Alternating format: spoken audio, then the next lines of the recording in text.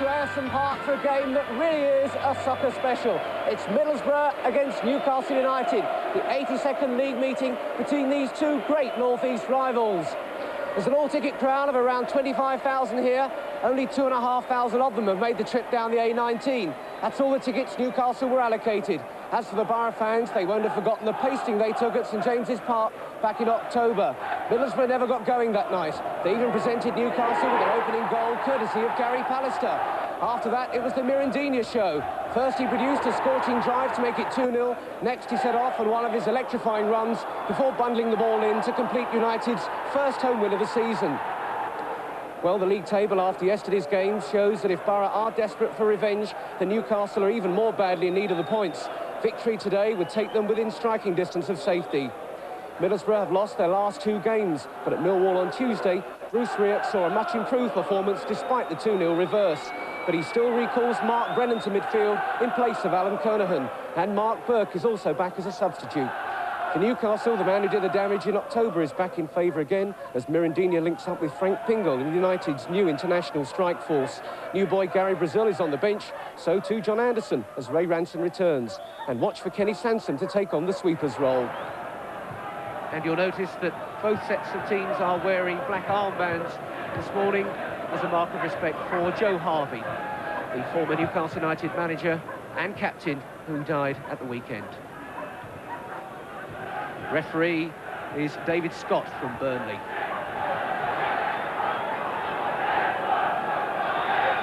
So it's Middlesbrough get us underway, attacking the goal to our right. They trail in the Derby Stakes. They've won 28, Newcastle 31, 22 have been drawn. But Newcastle have only won 8 out of 40 at Ayresome Park. With me a man so well qualified to judge both teams. He's managed them both. Jack Charlton, now manager of the Republic of Ireland. Care to make a prediction on this one, Jack, as Mirandinha straight away tries to sort something out? It's Mirandinha still going here. And this is a bright start, at least for Newcastle, as Gary Hamilton gets the first tackle in. Well, that was a lively beginning. Very, very lively beginning. Mirandinha had a couple of opportunities to get away there, but he didn't make it. I've got a bit mixed loyalties in this game today. I've managed both teams, spent 34 happy years here at Middlesbrough, but I think today I would like to see Newcastle win. They need the points.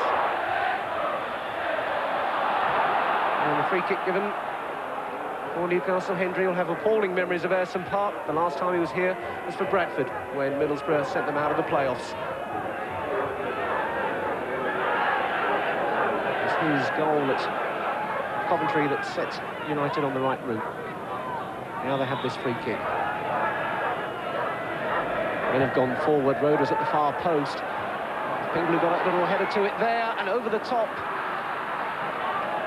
And Scott had gone up to help. And the obvious threat of Pingle there, Jack. Yes, well, Pingle caused a lot of problems for Liverpool at St James's Park in the game we covered a couple of 3 weeks ago. And but I think he'll have a bit more difficulty with Mowbray today. He's going to obviously be picked up very closely, but he got a good header in there. He might have done better with it, actually.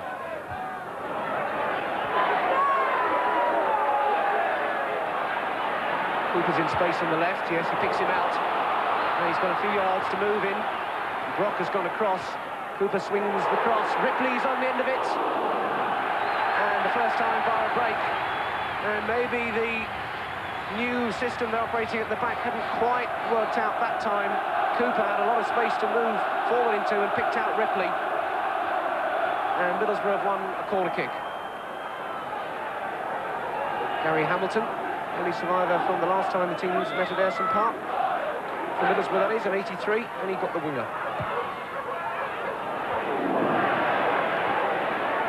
Kerr. Brennan now. For the shot, not really managing the power. It's proving to be a very open game, this. Both teams have had a lot more room in midfield than I would have expected in a game of this. And they've had room to settle and play and knock the ball about and find good positions. Both teams. Very unusual in modern-day football. Middlesbrough's ball. Parkinson will take it. Kerr. Ripley told McCreary if he can get the cross in. It's one for Tommy Wright to watch all the way through. Brennan's there, so too was Ray Ransom.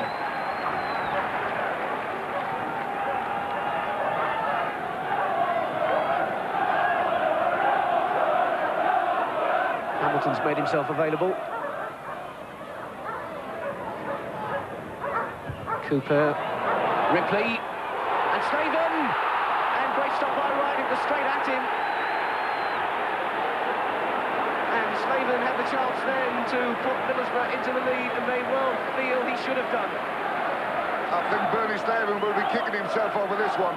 It was a good position right in the middle of the goals here. When you watch the cross come in, the ball bounces exactly right for him. And this is a header that he should have directed down, instead of which he directed it right at the goalkeeper.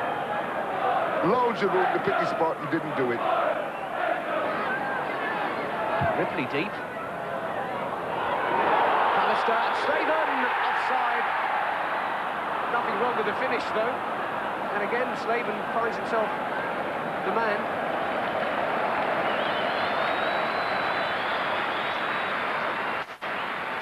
Nice little cross, this one in there. And when it gets knotted down here, Bernie Slaven hits us beautifully on the volley with his left foot. It should have been as positive in the finish he had earlier on in the game. All very quiet on the Newcastle bench. Bobby Saxton there. Ripley.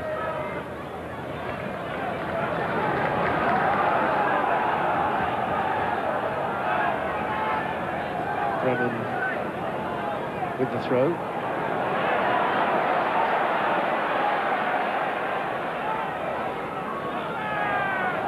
Taking his time.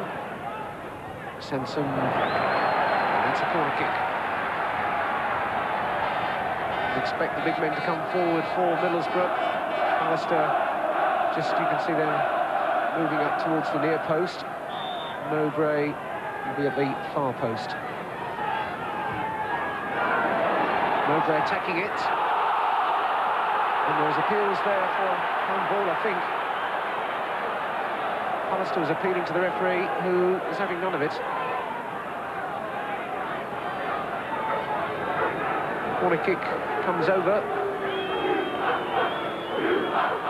And there it was Scott, I think, who got a touch to it, but the referee said that was not intentional. You can't really give handballs when there are so many players jumping for balls round like that.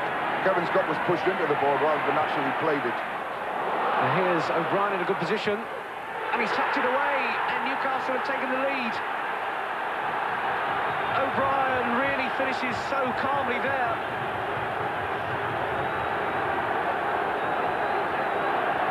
Middlesbrough got caught very, very square here, and O'Brien made a good run through midfield. He should have been picked up by Mowbray a lot quicker than he was, and it was allowed much too much time to spend on the ball. Middlesbrough got what they deserved there. A goal against from very, very bad defensive play. Half an hour gone. It's Middlesbrough 0 and Newcastle United 1. And it's Leo O'Brien, the man who struggled to make it today with a stomach upset, and he's certainly sickened Middlesbrough. His first goal, and what a well-taken one too. We said before that Mirandini is a good passer of the ball, and when he laid that ball through, it was an extremely good ball that he laid. Caught the Middlesbrough defence flat and square. Parkinson, it's Davenport. Davenport turning well, past Roda, chips one in. Drifting away by Davenport. Got away from Roda well, though. That's the first time we've seen Davenport in the game up till now. He did extremely well there. He held onto a ball and turned with it, and he shot, although it drifted away from the goalkeeper and wide of the far post. Could have really sneaked in. Just watch the way he turns and hits this one as he runs. And he wasn't that far away. From our position, it whistled probably 2 foot past the post. It's a good attempt.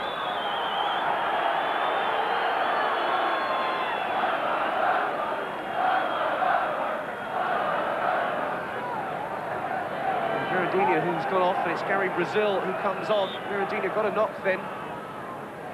So Gary Brazil, who had such an impressive debut since moving from Preston and Coventry, now on for Mirandinha.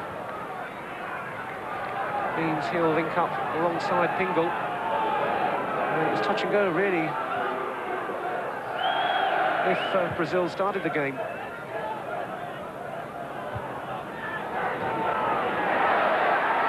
Hendry. Now Pingle, a bit of space. Brazil's alongside him. And Pallister had to close it down. Into the final seconds of the first half. And a very satisfactory 45 minutes for Newcastle, Jack. Yes, I think they've just shaded the first half. They've competed well, they've chased hard, they've put the foot in, and they've scored a nice goal when Middlesbrough, whose two centre-backs for me today, have looked a little bit lethargic in their approach to the game. And Newcastle have this corner as well.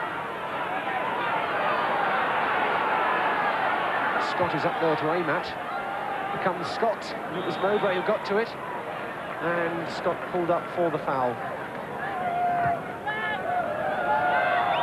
I don't like to see things like that when centre-backs are being attacked by the opposing centre-back. They should be attacking the ball themselves, and Mowbray's not really attacking the ball as well as he's used to.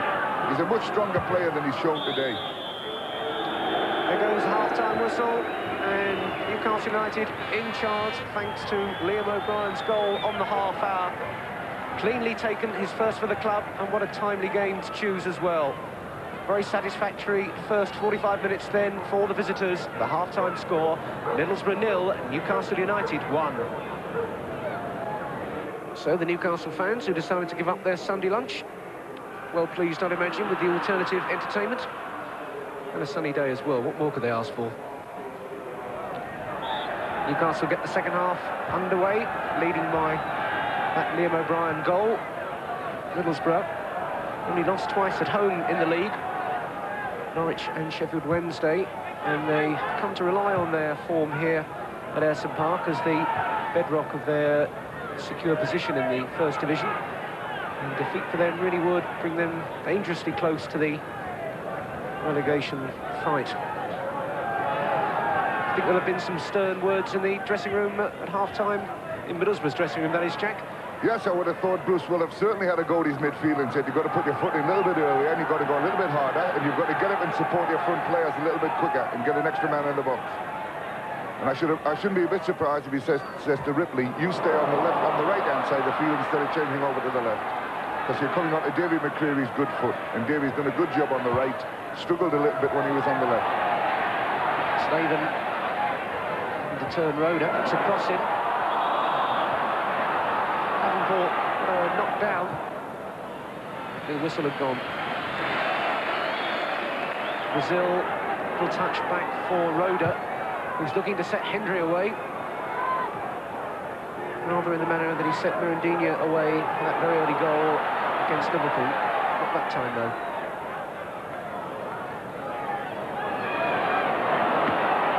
And Brock's won that. And Brock's on his own.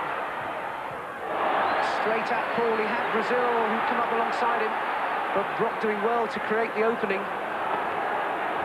He did well, Brock, there, but when he got into the position where he was about to shoot, if he had have laid the ball right to his right, young Brazil was there completely on his own. It would have been an almost open goal for him. So the number 9 held up, Paul Kerr comes off, and Mark Burke comes on. And he's got just under half an hour to make an impression. Paul Kerr being replaced in midfield. It's quite interesting to look at the Newcastle midfield today. Middlesbrough's best play is when they build it up fairly slowly, good one-touch passing across midfield. But Newcastle have never let them settle there and have come out and competed in midfield instead of sitting back and waiting, which is paying them dividends. Now Brazil looking for Pingle. And Parkinson just about finding Paul. Now Burke's first touch. He's a player who definitely can create openings and can put them away himself. What can he do here from Middlesbrough? And Slaven scores, and Burke played his part. A perfect substitution for Middlesbrough. It's 1-1 now, and Mark Burke does the trick. Well, you wouldn't believe it. That's the first time Mark Burke's come on the field. He got free on the right. He crossed a beautiful ball into the box. This is one of the hazards you have when you play a man-to-man marker, that somebody has been allowed to stand free. Glenn Roeder stood there with his arms in the air looking for an offside decision when he really should have picked up the player. And Newcastle got exactly what they deserved. The first bit of slack played about at the back, and it cost them a goal. 18 minutes into the second half then, and now it's Middlesbrough 1, Newcastle 1, and Bernie Slaven, his 12th goal of the season. But Mark Burke, really, what a contribution coming off the bench. His first run and a perfect cross to provide the equaliser. What we forgot to mention was what an extremely good header it was from Barry Slaven. That really was a great header when you're standing there and the ball's coming slowly to you. And he directed where he did. Tremendous header. Those Middlesbrough fans have gone awfully quiet. Newcastle seeming to get a bit of a stranglehold on the game. But now they're up and jumping. And Parkinson and Ripley on the chase against McCreary. Davenport is in the middle, Slaven arriving as well. Still with Ripley. And it was behind both of them. And Davenport protests there at the decision. That was an excellent break there by Middlesbrough. Again, Ripley in a position where he could take on Davy McCreary, and he got the ball across, and it was very unlucky. It fitted right between the two Middlesbrough players who were going into the box. Bernie Slaven a yard too late getting there. Davenport already gone.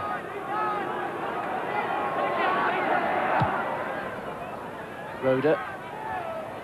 Alistair, that one falls for Pingle. Brazil takes it up. Brock wins it, not for long. Now Hamilton.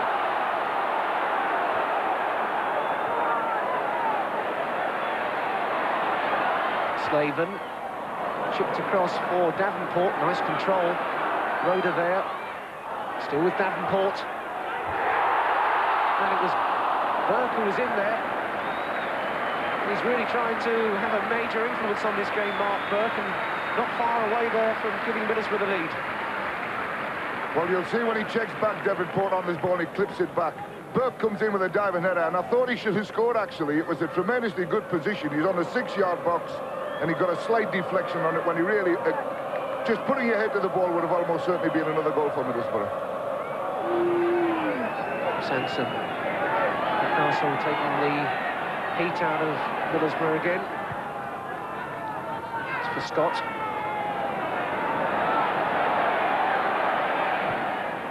Hit deep towards Pingle. Well won by Pallister. And Brock now. Now Brock looking to go all the way.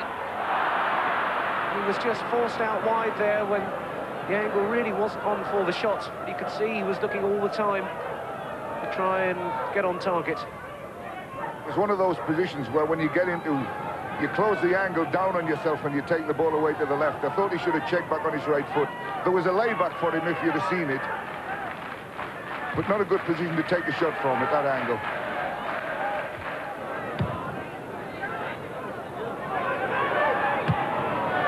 Forward. Pingle picking that one off Pallister. Brock. Sanson. Brock manages to find Ray Ranson. Can he provide the cross? Hendry gets it in as well. And Mowbray can afford to take no chances there. That was one of those setups. That Big Mowbray would be delighted to see it go for a corner kick. If he had been a half an inch out on that header, the ball had gone into the back of his net very, very quickly. It was a tremendous cross by Hendry. Mowbray had one of those down at Millwall in midweek. He won't want another one here. Brock with the corner kick. Poole's come for it. Very calmly taken by Kevin Poole.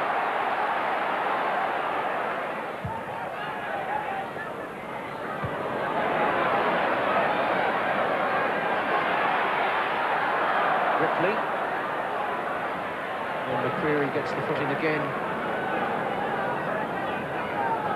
Davy McCreary has certainly earned his break today. He's worked very, very hard. He's got a very, very difficult customer to handle, but he's done it extremely well.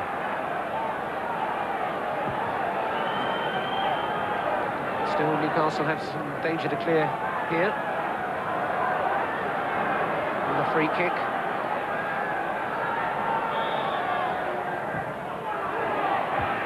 And away by Scott, once again jumping well. And Gary Brazil takes that one off Ripley. Can Newcastle create something here? This is Ray Ranson. Brazil still carrying on, and it scurries right across the face of the goal. Ended up neither one thing nor the other. And a really positive shot from Ray Ranson, nor quite the ball into the path of Gary Brazil.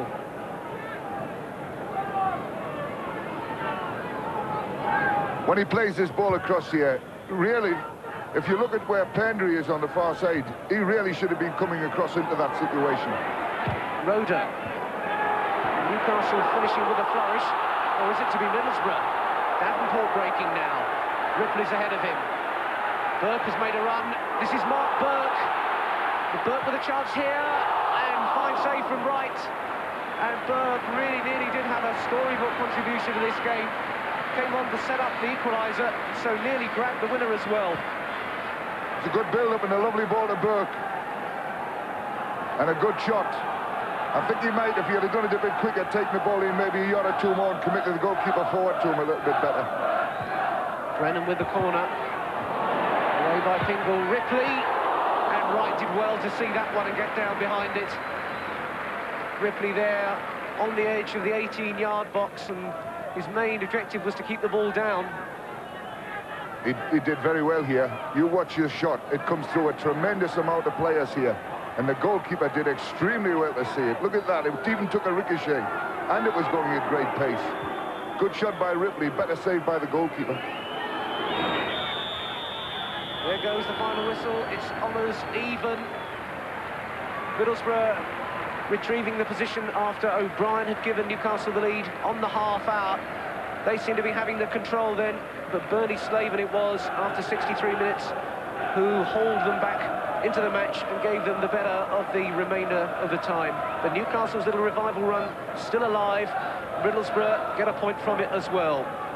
The 82nd derby match ends then honours even. Middlesbrough 1, Newcastle United 1.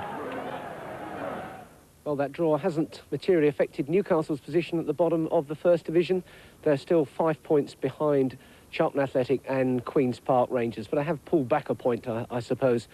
And with me now, the man who robbed them perhaps of two more. That's Bernie Slaven with that equaliser for Middlesbrough. More than relieved to see that one go in, I should think, Bernie, after that miss very early on. Yeah, I was very relieved. I missed a better chance in the first half, but fortunately I got a goal and it was 1-1.